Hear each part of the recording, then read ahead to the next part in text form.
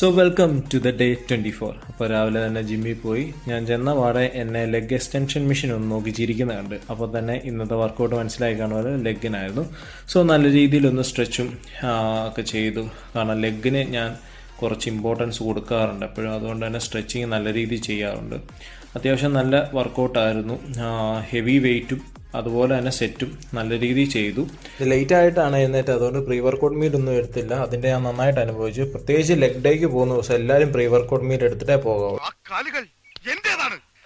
നല്ലൊരു leg workout കഴിഞ്ഞ് ആരെയും ഹെൽപ്പില്ലാതെ ആ നടയൊന്ന് ഇറങ്ങണം എൻ്റെ സാറേ. അത് കഴിഞ്ഞിട്ട് നേരെ വീട്ടിൽ ചെന്ന് ഓട്സും മുട്ടയും കുറച്ച് പുട്ടും രാവിലെ കഴിച്ചു. ഉച്ചയ്ക്കത്തെ മീല് പിന്നെ ഞാൻ പ്രത്യേകിച്ച് പറയണ്ട, നമ്മുടെ നോർമലുള്ള മീല് തന്നെയാണ്. അത് കണ്ടിന്യൂ ചെയ്ത് പോകുന്നത്. ഉച്ച കഴിഞ്ഞ് കുറച്ച് മുന്തിരിങ്ങയും ഓറഞ്ചും കഴിച്ചു. അതിൻ്റെ കൂടെ ഒരു ബ്ലാക്ക് കോഫിയും കൂടെ കുടിച്ചു. ഡിന്നർ ഒബ്വിയസ്ലി നമ്മുടെ എഗ് വൈറ്റ് തന്നെയായിരുന്നു. So day 24 is completed.